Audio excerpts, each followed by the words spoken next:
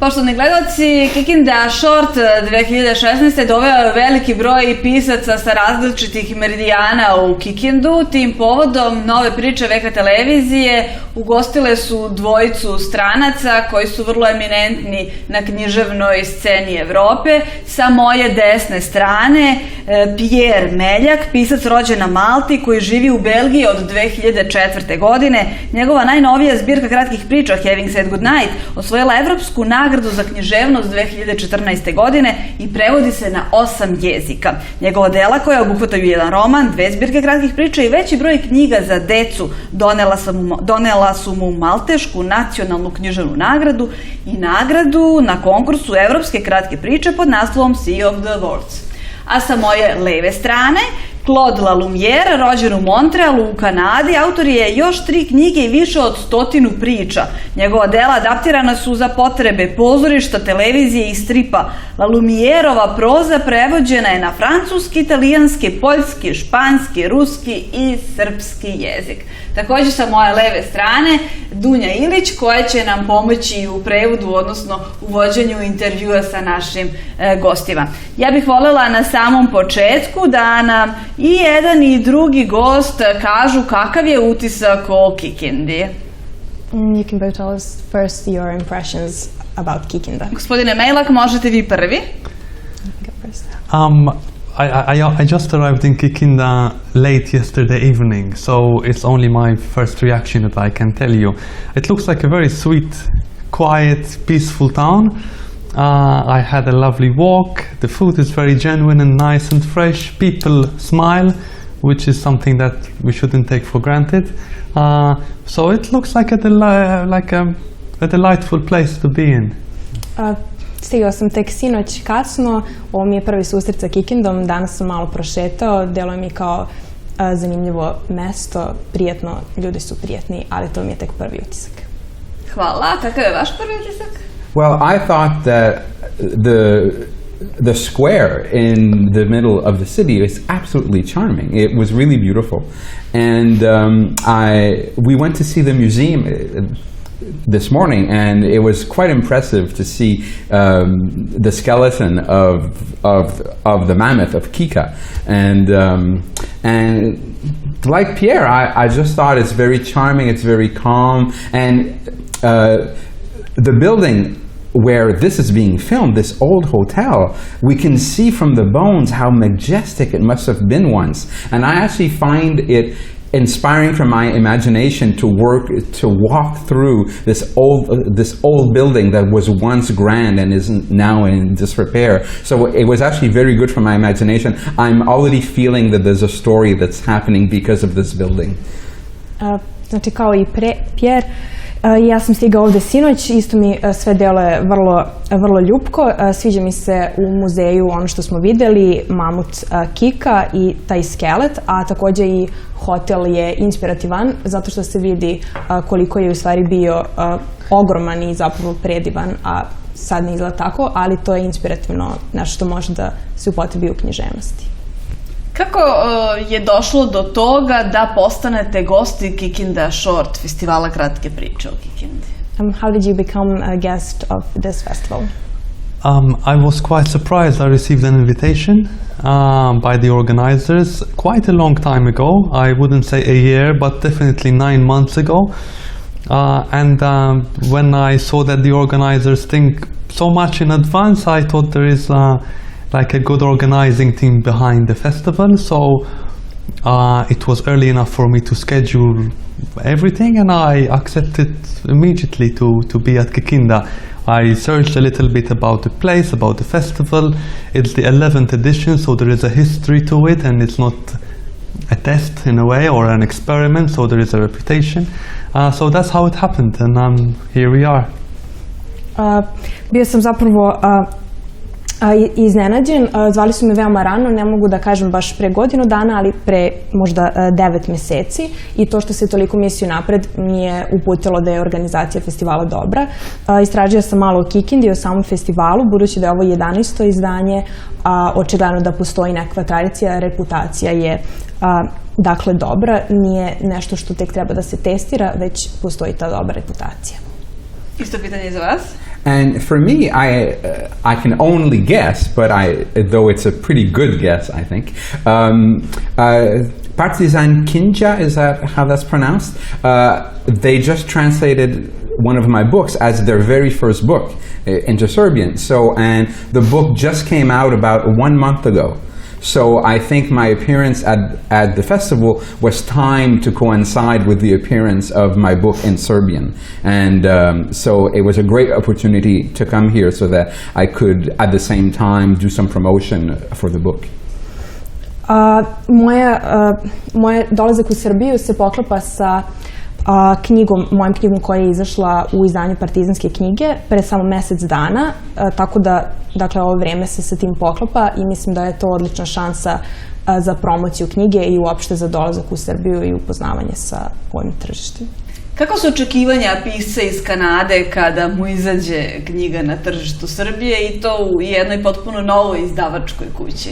What are the expectations of a Canadian writer regarding his translation in Serbian and in a completely new publishing company? Well, I was very honored to be the very first book of this new publishing company. My expectations, well, you never know what to expect. I'm already impressed by the amount of TV coverage, the coverage that I've seen online. I think that they do very good work trying to promote the book that they've published. I'm here partly on an arts grant from Canada, so when I go back I have to write a report, and I think they're going to be very happy at what I have to say. That I think that, you know, they really take it seriously. They really promote the book, so I'm very happy with how it's being done. Veoma sam počastvovana što je moja knjiga baš prva koja je izdata ovde u Partizanskoj knjizi. Nikad ne može da se zna šta da se očekuje, ali ono što vidim sam zadovoljan, pošto postoji velika TV pokrivenost, uopšte i festivala i izdavačke kuće. Ono što se može vidjeti i online veoma je efikasno urađeno. Ovde sam delimično, jer mi je to finansirala i Institut za umetnost u Kanadi, tako da kad se vratim treba da pišem izveštaj o tome. Mislim da će biti veoma zadovoljni da čuju da ono što su finansirali u stvari jeste naišlo na dobar prijem, na to da je sve veoma organizovano i da se trudi oko svega. Dakle, i link na našu emisiju može pomoći. So you can also share a link to this. Yes, of course I will. Yes. Imate dokaz da ste gostovali na televiziji onda? So you'll have a proof that you've been here at the television. Thank you so much. That's great.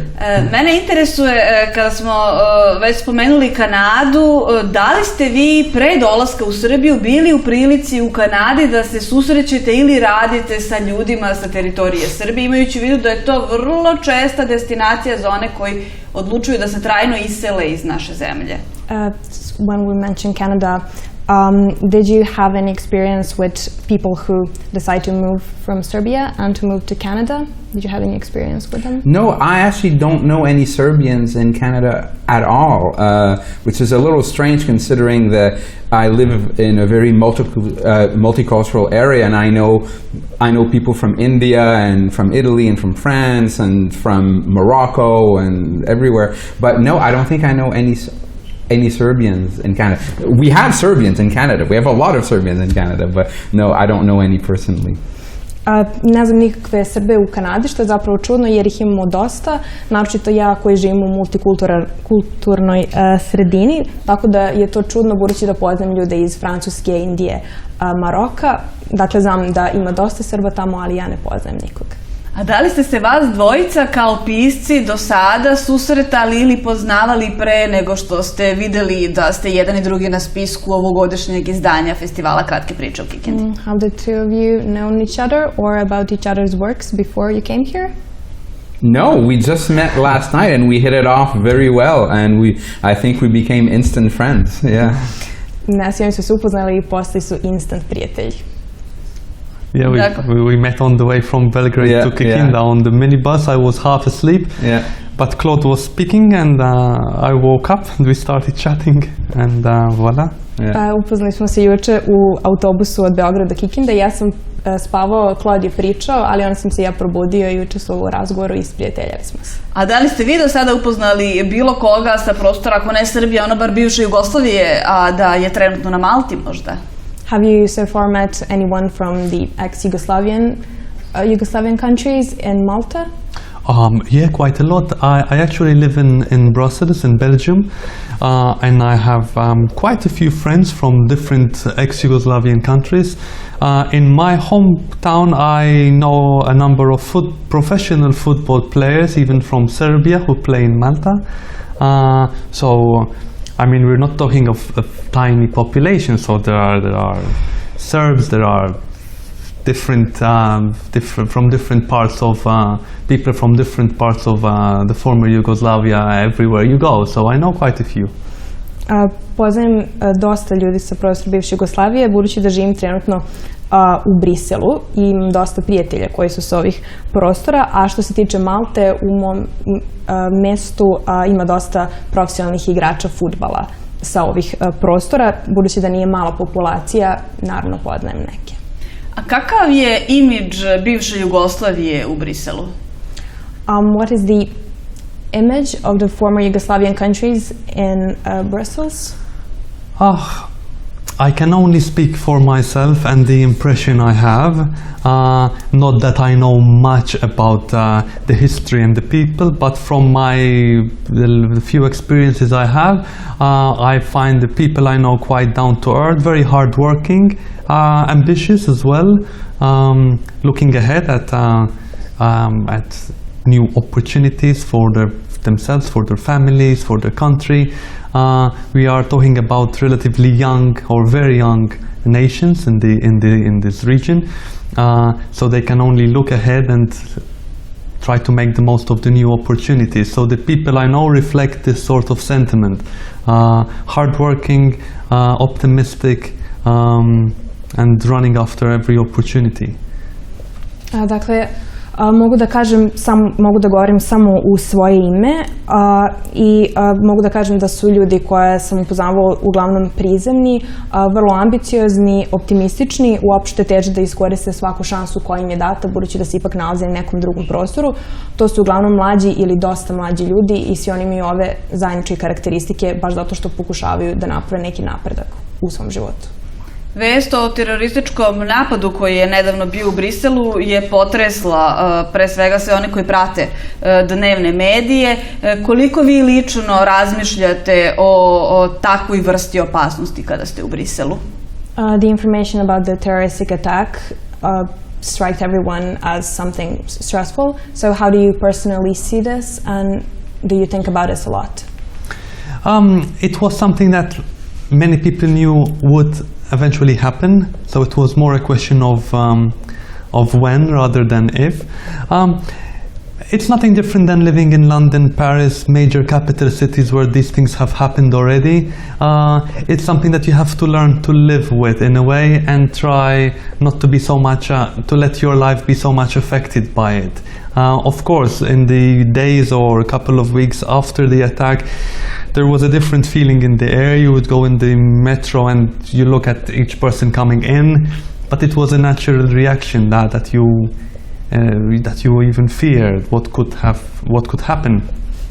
But I guess you have to learn how to again look ahead and learn how to live in these conditions, because people living in big cities, that's what they are facing. So that's the challenge. Yeah.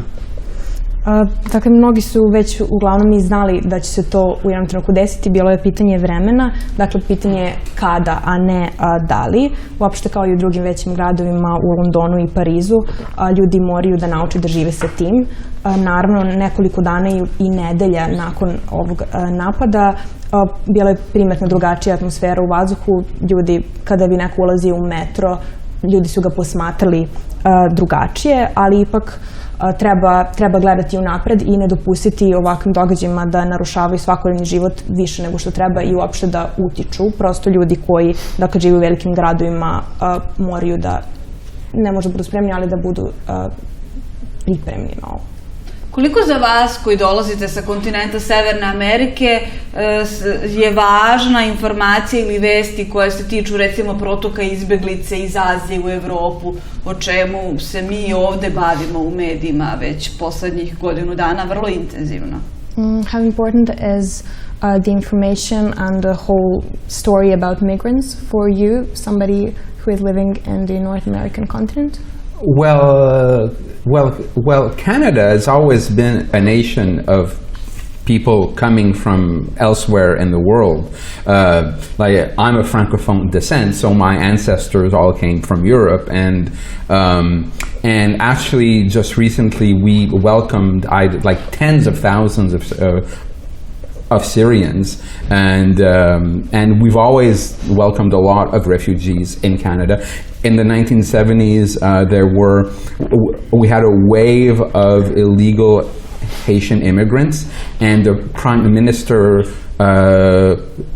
forgave all of them and granted them citizenship immediately, just because of the troubles in Haiti. So we have a long history of welcoming refugees, of welcoming immigrants. We're a very open nation. The United States, well, that's something else. But in Canada, we're very open. Dakle, Kanada je svakako nacija ljudi koji dolaze iz čitavog sveta. Ja sam sam frankofon, odnosno moji preci su iz Evrope.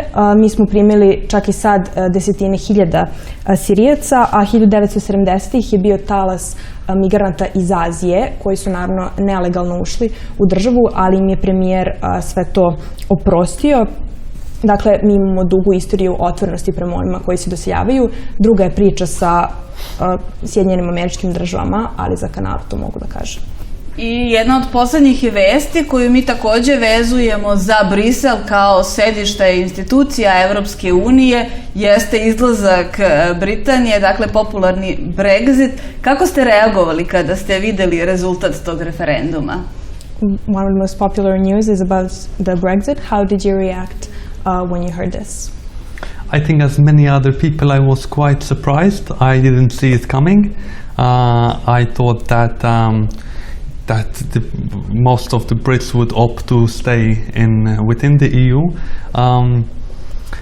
Of course, like everybody else, I'm a little bit confused of what will happen next in the coming weeks, months, perhaps even years. So it's quite turbulent / exciting period to live. It's quite an unprecedented development. Someone opting to leave the European project. I have to say I'm quite sad as well, because I'm a big fan of the European project. I strongly believe in it. Coming from a tiny state within the EU, I can only see good things happening through the project. The fact that following the Second World War, Europe faced 60, 70 years of peace is already a good enough reason for the project to be strengthened and to be defended in a way.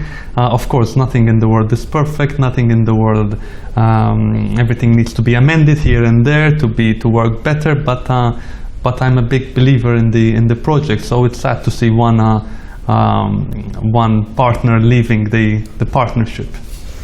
Ja sam dakle iznenađen kao i svi što su bili. Mislio sam da će većina Britanaca biti za to da ostanu u Evropskoj uniji. Mislim da je ovo vrlo turbulentan i uzbudljiv period, da se u njemu živi. Takođe sam i tužan, pošto snažno verujem u projekat Evropske unije i mislim da je on već nešto postigao, jer posle Drugog svjetskog rata imamo period od 60 do 70 godina mira, a kako dolazim iz male države, važno mi je ovo zajedništvo. Dakle, mislim da je to projekat koji treba podržati. Mislim takođe da ništa nije savršeno i da uvek treba popravljati, ali da je ipak ovo nešto što je dobro, Evropska unija. Koliko politika utiče na to šta će biti sadržaj neke od vaših knjiga, vaših književnih dela? How much does the politics affect the contents of your works, literary works? I'm quite interested in politics. Klod is as well. So in some of my stories I use a political context, or I place my stories within a political context, because for me as a writer it's exciting to write about that, because politics affects the daily lives of people wherever they are. So yeah, I mean, the quality of life in a way depends on the political context surrounding that person, that city, region, country, whatever. So there is a direct link between what the challenges that a person faces and the political context within which that person leads his or her life.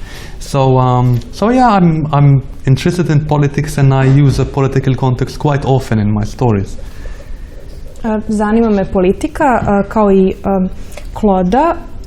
Politički kontekst je vrlo uzbudljiv i to u kakvom političkom kontekstu osoba živi je naravno važno za njegov život i uopšte za kvalitet života. Dakle, na svakodnevni život utiče politika i dakle, to mi je vrlo uzbudljivo i često koristim to u svojim djelima.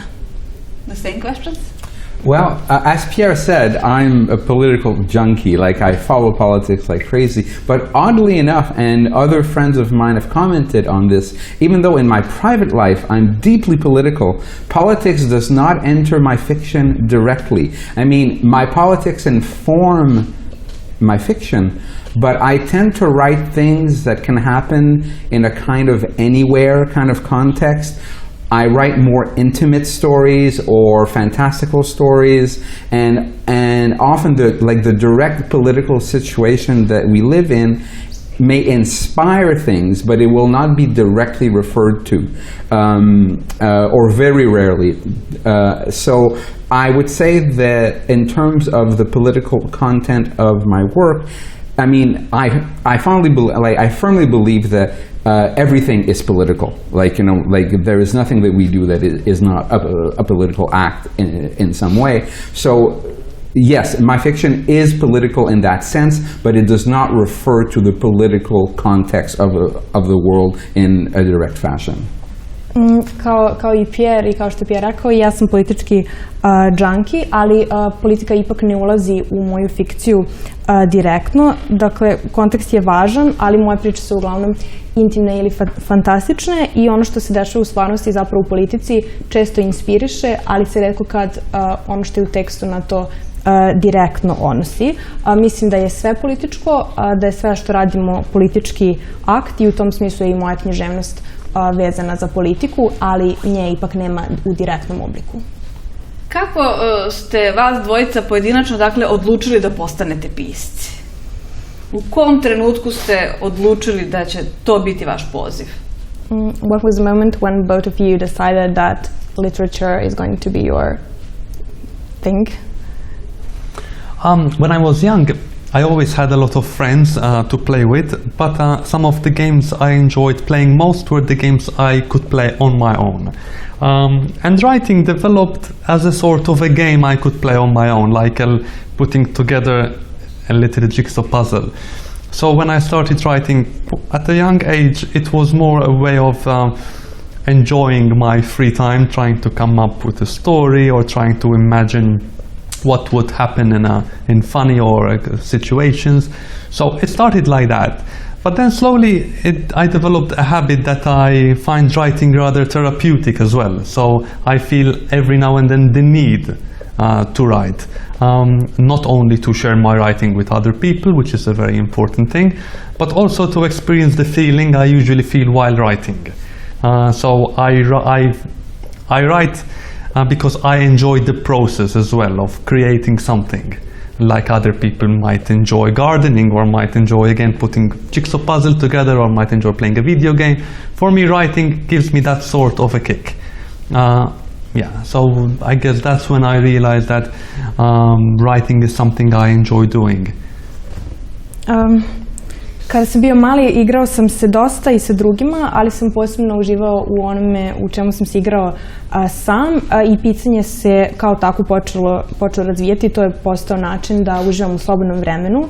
Dakle, tako je počelo, ali to je ubrzo postala navika, postalo je nešto već terapeutski. Imao sam potrebu za tim osjećanjem koje se javlja dok pišem, dok smišljam nove svetove. Dakle, uživam u samom procesu pisanja kao što neko uživa u vrtlarstvu ili u slaganju slagalica. Well, for me, like I've been thinking about this ever since you asked the question and Pjer answered it. It's a bit of a subtle process. For years, I was a bookseller. So from the age of about 23 to from 23 to 33, I owned 2 bookstores in Montreal, and I was a bookseller. So I was always a reader. I was always a passionate reader. I always read so much, and when I was younger, I did have a few attempts at trying to become a writer, but then life interfered, and I became a businessman, and blah blah blah. And then finally, in my early 30s, the dream of becoming a writer became overpowering, and I decided to sell my business to become a writer. But I realized at the time that I needed to put in a lot of work before I could get good. And so I used that time after I sold the business to write and study the writers that I really admire, to understand what it was about fiction that I wanted to accomplish. And unlike Pjer, I actually do not enjoy the act of writing. I find the act of writing extremely excruciating, but I love having written. I love the feeling of finishing something and having created something. The process of creating it is actually extremely difficult for me. It is pulling something out of me, and it's really painful sometimes. But once it's finished, the almost orgasmic feeling of having finished like a work and being satisfied with it, that is an incredible high. And it's worth all of the pain to get to that moment of having crafted something. Mislim, od kad se postavili Pjeru pitanje, u pitanju je suptilan proces. Ja sam godinama zapravo bio u biznisu prodavanja knjiga. Imao sam 2 knjižare, uvijek sam bio pasionirani čitalac i u mladosti sam pokušavao da pišem, ali nekako uvek bi se život umešao i nastavio bih da budem biznismen, ali početkom 30-ih sam prodao posao da bih se posvetio pisanju i onda sam shvatio da je za to potrebno mnogo truda, potrebno mnogo pisanja, mnogo čitanja autora kojima se diviš. Za razliku od Pjera, za mene je proces pisanja jako težak, naporan, ali volim to osjećanje koje nastane kada se kreira nešto, dakle na samom kraju kada je nešto kreirano, to čak to je vredno truda, dakle. Koliko dakle godina vi već pišete? So for how many years are you a writer? I started to toil at it in 1998, but I've been publishing since 2002, so for 14 years now. Dakle, 14 godina počeo sam da se trudim oko ovoga još 98. ali su mi prvo objavljivanja bila 2002. I pošto se bližimo samom kraju ove emisije, ja bih voljela da mi kažete koje su to vrednosti koje se trudite da prenesete kroz svoja dela? As we're approaching the end of this, I would like you to tell me what are the values that you would like to present in your works? For me, as a writer, one of the objectives of the art itself is to provide comfort to the reader. To provide comfort might not be the right word, but for me, if someone tells me I had a bad day, but I went home and I opened the book and I forgot the kind of world I'm living in, and I got immersed in this world where I felt more comfortable. For me, that's quite a big compliment to give to a writer, that he's creating or she's creating a world where readers can feel, can get lost and forget a little bit what is worrying them in their day-to-day life. So as a writer, I try to provide that safe world for the reader to get lost in. A value I always look for in the books I read as a reader is authenticity. In a way, I want to believe what the writer is saying. I want to read stuff that feels that it has been lived in a way. So I always look for genuinity in a way in what I read, and that's what I try to do when I write. When I write something and then I don't convince myself I'm not convinced myself while reading it, it means that it lacks something. And often enough that something that is lacking is usually the experience. So when I read something which I have somehow lived or touched or smelled or know someone well who went through these things, then the story always convinces me more. And that's when I decide to push it forward and to share it with readers or with, yeah. Po mom mišljenju, dakle, cilj umjetnosti je da obezbedi utehu, možda uteha nije prava reč, ali kada neko kaže imao sam loš dan i stigao sam kući, otvorio sam knjigu i onda sam se osjećao bolje, a mislim da je to najveći kompliment koji on ili ona, odnosno čitalac, može da da autoru. Dakle, u pitanju je neki siguran svet u kome čitalac može da se izgubi. Vrednost koju ja uglavnom tražim je autentičnost, odnosno da se vidi da je nešto proživljeno, da postoji neka proživljena emocija i ja kada pišem, kada uzem da pročitam to što sam napisao, ako nešto nedostaje, ako osjećam da nešto nedostaje, to je uglavnom to iskustvo, iskrenost tog iskustva, a ako znam da to postoji u delu, onda izguram dalje dok ne bude završena priča. Okay, well, for me, I would say that it is already something to ask readers to be interested in your imagination. And for me, you have to give them something. And that something is, when I write, the value that I really think about that's very important is something that I call the leap of empathy. In the sense that I always try to write as much as I can from a perspective other than mine. So for me, when I write, the part of the craft, part of the art, is to imagine a life that is other than mine. I can't help but it being informed by my own sensual experience of the world, by my experience, by the tastes, by the smells that I've experienced, but I try to let that just be the background detail, but I really try very hard to imagine a life that is as different from mine as possible.